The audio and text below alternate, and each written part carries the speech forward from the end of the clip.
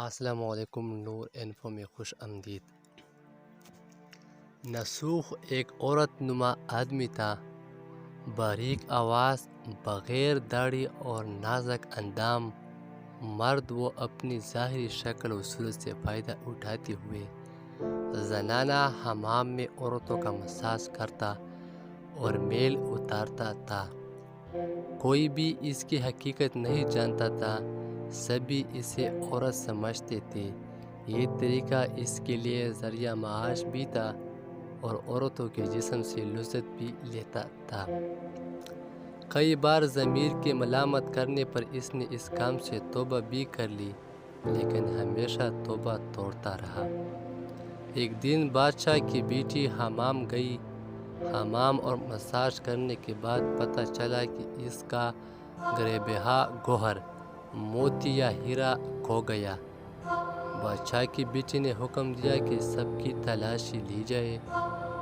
سب کی تلاشی لی گئی، ہیرا نہیں ملا۔ نسوخ رسوائی کے ڈر سے ایک جگہ چھپ گیا۔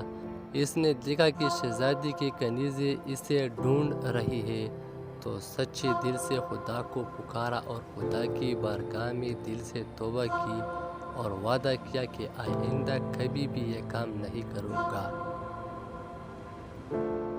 میری لاج رکھ لے مولا۔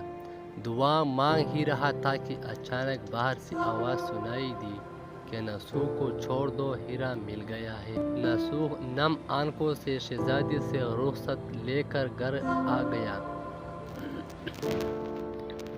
نسوخ نے قدرت کا کرشمہ دیکھ لیا تھا اور ہمیشہ کے لیے اس کام سے توبہ کر لی۔ کئی دنوں سے حمام نہ جانے پر ایک دن شہزادی نے بلوایا بھیجا کہ حمام آ کر میرا مساج کرے، لیکن نسوخ نے بہانہ بنایا کہ میرے ہاتھ میں درد ہے، میں مساج نہیں کر سکتا ہوں۔ نسوخ نے دیکھا کہ اس شہر میں رہنا اس کے لیے مناسب نہیں ہے۔ سبھی عورتیں اس کو چاہتی ہیں اور اس کے ہاتھ سے مساج لینا پسند کرتی ہیں۔ جتنا بھی غلط طریقے سے مال کمایا تھا سب غریبوں میں بانٹ دیا اور شہر سے نکل کر کئی میل دور ایک پہاڑی پر ڈیرا ڈال کر اللہ کی عبادت میں مشغول ہو گیا۔ ایک دن اس کی نظر ایک بھینس پر پڑی جو اس کے قریب گھاس چر رہی تھی۔ اس نے سوچا کہ یہ کسی چرواہے سے بھاگ کر یہاں آ گئی ہے، جب تک اس کا مالک نہ آ جائے تب تک میں اس کی دیکھ بھال کر لیتا ہوں۔ لہٰذا اس کی دیکھ بھال کرنے لگا۔ کچھ دن بعد ایک تجارتی قافلہ راستہ بھول کر ادھر آ گیا جو سارے پیاس کی شدت سے نڈال تھے۔ انہوں نے نسوخ سے پانی مانگا۔ نسوخ نے سب کو بھینس کا دودھ پلایا اور سب کو سیراب کر دیا۔ قافلے والوں نے نسوخ سے شہر جانے کا راستہ پوچھا۔ نسوخ نے ان کو آسان اور نزدیکی راستہ دکھایا۔ نسوخ کے اخلاق سے متاثر ہو کر تاجروں نے جاتے ہوئے اسے بہت سارا مال بطور تحفہ دیا۔ نسوخ نے ان پیسوں سے وہاں کنواں کھدوا دیا۔ آہستہ آہستہ وہاں لوگ بسنے لگے اور عمارتیں بننے لگے۔ وہاں کے لوگ نسوخ کو بڑی عزت اور احترام کی نگاہ سے دیکھتے تھے۔ رفتہ رفتہ نسوخ کی نیکی کے چرچے بادشاہ تک جا پہنچے۔ بادشاہ کے دل میں نسوخ سے ملنے کا اشتیاق پیدا ہوا۔ اس نے نسوخ کو پیغام بھیجا کہ بادشاہ آپ سے ملنا چاہتے ہیں، مہربانی کر کے دربار تشریف لے آئے۔ جب نسوخ کو بادشاہ کا پیغام ملا اس نے ملنے سے انکار کر دیا اور معذرت چاہی کہ مجھے بہت سارے کام ہیں، میں نہیں آ سکتا۔ بادشاہ کو بہت تعجب ہوا، مگر اس بے نیازی کو دیکھ کر ملنے کی طلب اور بڑھ گئی۔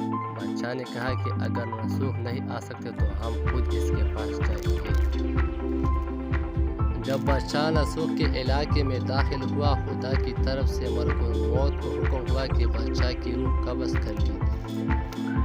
چونکہ بادشاہ بطور عقیدت مند نسوخ کو ملنے آ رہا تھا اور رعایا بھی نسوخ کی خوبیوں کی گرویدہ تھی، اس لیے نسوخ کو بادشاہ کے تخت پر بٹھا دیا گیا۔ نسوخ نے اپنے ملک میں عدل و انصاف کا نظام قائم کیا۔ وہی شہزادی جسے عورت کا بیس بدل کر ہاتھ لگاتی ہوئی بھی ڈرتا تھا، اس شہزادی نے نسوخ سے شادی کر لی۔ ایک دن نسوخ دربار میں بیٹھا لوگوں کی بات رسی کر رہا تھا کہ ایک شخص وارد ہوا اور کہنے لگی کہ کچھ سال پہلے میری بھینس گم ہو گئی تھی، بہت ڈھونڈا مگر نہیں ملی، برائے مہربانی میری مدد فرمائی۔ نسوخ نے کہا کہ تمہاری بھینس میرے پاس ہے، آج جو کچھ میرے پاس ہے وہ تمہاری بھینس کی وجہ سے ہے۔ نسوخ نے حکم دیا کہ اس کے سارے مال اور دولت کا آدھا حصہ بھینس کے مالک کو دیا جائے۔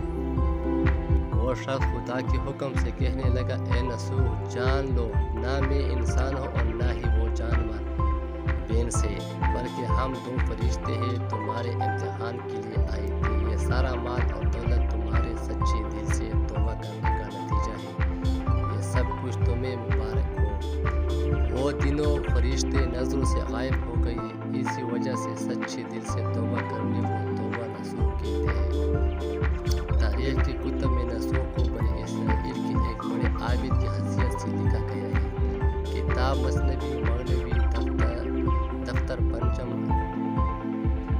انور المجالس صفحہ 432۔ سبق نسوخ رزق کمانے کے لیے اللہ کا ناپسندیدہ کام کیا کرتا تھا۔ جب وہ کام اللہ کی خوف کی وجہ سے چھوڑا تو اللہ نے رزق کے اسباب پیدا کیے اور بادشاہت تک عطا کر دی۔ حرام طریقے سے رزق حاصل کرنا چھوڑو تو اللہ نے نکاح میں شہزادی دے دی۔ اللہ تعالیٰ سب کو توبہ کرنے اور تا دم مرگ اس توبہ پر قائم رہنے کی توفیق فرمائے۔ یہ تھی آج کی ویڈیو، اسی طرح مزید معلوماتی اور انٹرسٹنگ ویڈیو کے لیے ہمارے ساتھ رہیے۔